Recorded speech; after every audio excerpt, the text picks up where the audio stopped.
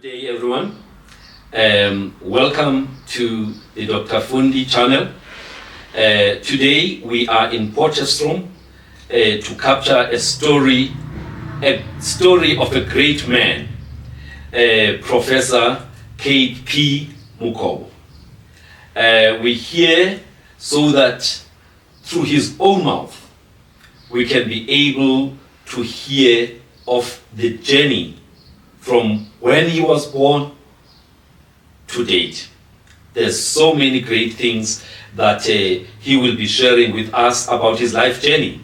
And the importance of this kind of recording is that it will enable generations to come to be able to go into YouTube, for example, and be able, to know who was this great man, what made him great, what motivated him, and more importantly, because this is a legacy interview, what legacy has he left in the world? Because all of us are here on earth to achieve a particular, purpose.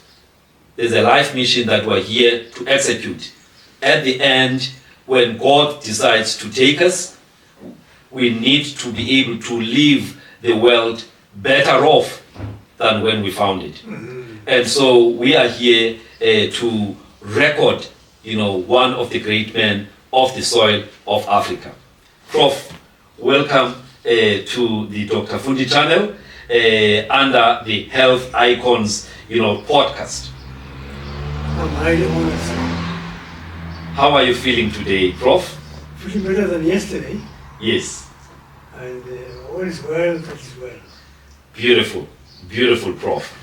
So, Prof, I've already introduced why we are here, and you will be doing most of the talking. I will just be prompting you with a few questions here and there, as if we are conversing, in a normal conversation. So, I think let's start at where it all began. Maybe first introduce yourself. Yes, I did introduce you, but some people may not believe. So just introduce yourself, who you are, where were you born, your early life. Yes, I am Kubedi Mokhobo, born of a single unmarried mother in the farms in the Free State, Waterville. You were born in Botterville. On the farm, Yes, an hour's farm yes, in Waterville. yes, yes, yes. So you grew up in the farms. One of the farms, yes. Started school there afterwards, standard 4, and then went further. My grandfather was in Potchefstroom, Yeah, just outside in Moebank. yeah, That's where I eventually landed. yes. Now, we always hear a lot of stories about people in the farms. Remember here we are talking about the colonial period. This is pre-apartheid. Yes. We also referring to the apartheid period. Now we are actually in the new South Africa. But many people will be watching this may not know how life was those days. Can you just give us a glimpse of how life was growing up in the farms as you were, growing up until standard 4? Well, you live your life as you see it. Yes, You're not comparing to anything else. yes, So, in a sense, you live day to day as things go. yes, And starting school at primary school in the farms, yes, standard 2, 3, and 4. yes, And then later on moving on to a higher level in the Potchefstroom district. yes. I still want us to spend a bit of time there in the farm. Your memories of that period. I'm challenging you. You have got advanced age, but I've also picked up your memories quite good. What do you remember as a highlight of those early days, as you were going up to standard 4, and maybe also something that is not so great from that period? Well, a farm boy who used to plow the fields Yes, by holding what is called yes, a toe. hold the cattle in front Yes. and guiding them while someone is holding the plow Yes. to plow the field. So you do this before you go to school, or after you go to school, or weekends? After school and weekends, Yes. whenever you are. So basically, because you were living in the farm, you were actually part of the extended workforce of that farm.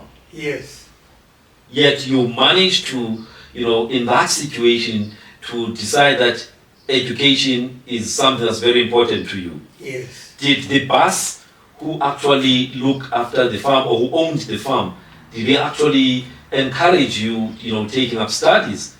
Yes, he had built a Yeah. school that offered education for his farm workers to be a little bit literate. Yeah, About little 4 bit literate. 4 years of schooling, Yeah. and that was enough. So after then, what was expected of them? You go back to the farm to work, Sure. just to be a little bit literate, Yeah. to speak and understand the language of working in the farm, holding the plow, Yeah. holding the cattle, Yes. and so forth. Now, all right. So you did your early education up until standard 4. Yes, Others would then stop there, like you just said, but you decided that you're gonna proceed. Now, just how did that happen? How did you not follow, the path that many had to follow? That is, after standard 4, that's it. What made you to decide, I want to proceed to the higher levels of education? my uncle, particularly my mother's brother, Vampir, Yeah. recognized that I am capable Yes. and I can do great things, and I wished to proceed. Yes. And he took me by hand and put me to Coach Farm in Moebank. All right. I So, walked to the township to yes. continue schooling. Was the farm owner in support of this? Yes, he didn't interfere at least. Yes. Beautiful. So you moved therefore from the Free State Yeah, and you came to the Transvaal, to the Transvaal, Potchefstroom, to Mooibank. Moebank. Tell us a little bit about the environment when you got to Mooibank as opposed to where you had been in the farm in the Free State. But Moebank was a little bit more, a lot more interesting. A farm that grew grapes and tomatoes, and so that one got in touch with providing food. Yes. So, but slightly better living environment, Yeah, compared to before. in front of our farm was nothing. Yes. And this was facilitated by your uncle, Yes, my malume. your malume, My yes, brother called Pampiri. Bambi. He's called Mr. Papers. Yeah. Okay. All right. So now, obviously, you had finished standard 4. Now you are coming to do standard 5. Nowadays, 5 and 6. yes. So this is like grade 7 up to grade 8. So you came to do that in Mooibank. Yeah. And Now, in the location. in the location. And so you used to walk from where you were staying Yeah. to the location. The location. What kind of distance are we talking about? I would say approximately 20 Ks. One way, or 20 Ks to and 20 Ks from? One way 20 Ks. Sure. So on a normal day, you did at least 40 kilometers of walking. Yeah. On some lucky days, I'd get an bicycle Yeah. and cycle to the township and back. Yes. Wow. It was one pedal thing because he had one leg. Yeah. So, but I used it with that one pedal. That's interesting, Prof. Maybe it will explain a lot of things around your longevity. That level of physical exercise early on in life. Yes. We will talk about that because clearly, for me, it surely, did set up, a foundation. Yes. So how did you find schooling then when you got to Mooibank in terms of, the standard compared to where you were before? how was the schooling? Any highlights from that period now when you got to this school in the township? It was my side because we were many of us. Yeah. And it is very inspiring. Principal Lakela, Yes. teacher, what's his name now? They were all inspiring. Yes. Yeah. Yes. Certainly a better educational environment Yes. than the school that you were Yeah. at. Now, something I did not ask you about when you were at the farm. How was your performance? Were you one of those people who was number one? Because in the olden days, we would talk about number one and number two. So, in that period up to standard 4, and then coming to Mooibank, and the township school, were you that person who was always number one, or you struggled a bit and then you were a late bloomer? No, I never struggled. I was always number one wherever I was. Yeah. Always come out to the top. Yes. Mm. Beautiful. That could be the reason then that the uncle thought these brains cannot be wasted. Yes. Yeah. And so you got into the township school and you continued in the same trajectory, Yes. from the farm. Mm. Beautiful. And how was the reception by the students? Because when you are a new boy coming to a school where there's already people who are known to be the brainy ones, and now you come in from nowhere. I'm saying from nowhere, and I'm actually stealing from your book, from nowhere to somewhere. So coming from nowhere and coming and dominating in a new school, did that reception, was the reception positive from those who were there at that time? Yeah, no, it was positive. Yes. They liked to be led and be advised and to be shown the path forward. Beautiful. Now, those days, grade 6, standard 6 of grade 8 Yeah. was another major milestone, and other people would end, their education in standard 6 Mm. or grade 8 nowadays. Yeah. So you were just doing well up until that point. Yeah. And how because there used to be exams for standard 6 Standard six. or grade 8. How did you do in those external exams? Those days was unlike now where the exams are at the end of the 12th year of study. Those days you had these major milestones. So how did you do in your standard 6 or grade 8 exams? I did very well indeed because the grace of God. I used to get first classes wherever I was. Yes. Yeah. All right. So that's how you finished at that township school. Yeah. You got a first class pass. And then at that time, did you know or have an idea of the type or the type of career that you wanted to pursue? Do you have an idea, or you were just going on? You had not formulated in your mind the kind of professional career you'd like to pursue? One gets inspired by people. There's a chap who's come and dress us. Yes. Don Quindy.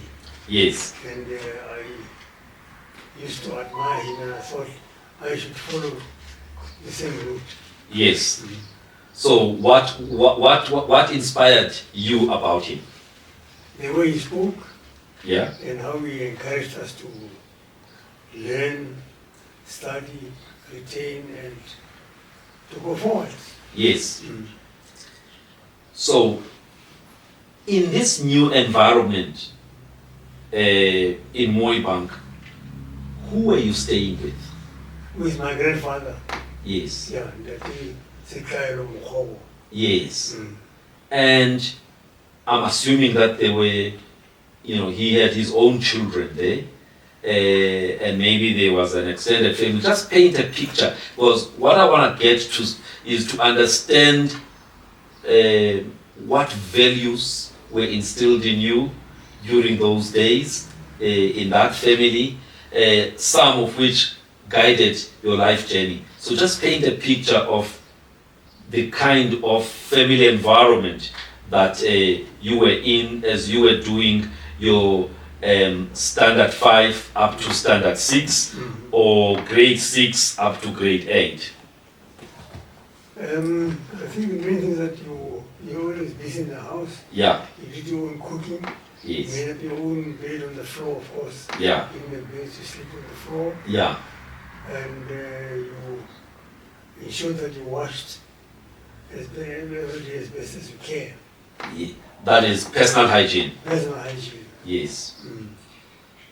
Those are some of the things that you remember. Now, in your book, From Nowhere to Somewhere, you mentioned something about cultural practices that used to take place in winter to prevent witchcraft. Just tell us a bit about those cultural practices and whether they were voluntary or you actually had to do it. No, it was a routine. Yeah. Which everybody knew about and accepted. Yes. That the witch doctor would come by invitation. Yeah. To come and strengthen the family in the village. Yeah. And guard everything against enemies. Yes. Buloi. Buloi that. Hey. Hey. Yeah. So was it just where you guys get to wash somewhere, or there were actually things that were done on you, some traditional incisions or whatever? Just give us a sense. What was this thing that was being done to protect you against the evil ones? Routinely, every 6 months or so. Yeah. You had to be part of it. Take a blade. Yeah. And make cuts on your wrists. Yes. On your palms. Yeah. And rub the medicine in to strengthen you. Yes. Against evil spirits and enemies. Yes. But there's also something we are mentioning here, that this traditional healer, I'll call this person traditional healer, would come in with this bag full of bones that he would throw on the floor, and you guys would be expected to blow something into this bag. Just tell us a bit about that. You blow into the bag before he spills. Oh, you blow into the bag whilst it still has the bones. Yeah. And then he spills the bones. Yeah, and then the bones will tell him which way to go. Yeah. Yeah. And did you guys believe in this? Tremendous. We didn't even question. Yeah. Wow. The great Professor Mokhobo, the early days, he had exposure to traditional healing. Yes. Beautiful. Beautiful. Now, there's somewhere where you're talking about rituals like slaughtering, on advice of this medicine man. And there's something about your uncle's burial and something that happened to you after your uncle had passed on. A blackout of some kind. Yes, on my way back home, I had a blackout. Yeah. Back from the grave. Yes. And how was this interpreted? But the enemies were busy trying to wipe out the entire family. Yeah. Wow. So we had to get witch doctor come and inflict more parts of the blade and strengthen us and come and go around the house and burn medicines. Yeah. But then there is somebody who was called to diagnose that situation, and he said there was some manufactured lightning which just missed you, so you basically survived something that was manufactured. Yes. Shepu didn't like us. There was a Shepu. Yes, you mentioned this Mulelekwa. It was people that climbs the clouds. Yeah. To look at people and strike them from above. Yes. But also we believe through Badimus. Yes. Ancestors. Yes. Yeah, they're protecting us. Yeah. Because every year we have to make big function. Yeah. Badimu function to yes. thank them for having kept us and protected us. Yes. And was this a prevalent belief system? Because nowadays, people who have that kind of, we call it an African worldview or belief system, of believing in God through the intermediaries being the ancestors, they are sort of looked at, as people who actually, something is wrong in their heads, basically. We believe that Badimus existed. Yes. It's a real human race. Yes. Far away from the earth, but Yes. connecting us Yes. with the God above them. Okay. All right. So, Prof, you finished your standard 6, first class pass. What was the next step for you? Then I went to do JC at Magoti. Yes. Now, for people who are not aware about the schooling those days, when you finish standard 6, the next big, qualification is junior certificate or JC. JC, which is an equivalent of standard 8, standard 8 or grade. Standard 8 or grade. Form 3. All right. Yes. Those days there was Form 1, Form 2, Form 3. It was actually an equivalent of Form 3. And Form 3's equivalent is actually grade 10. No. Yeah? That was the next to matric. No, grade. This thing about grades is a new thing. I'm saying in those days, there was standard 6. Yeah.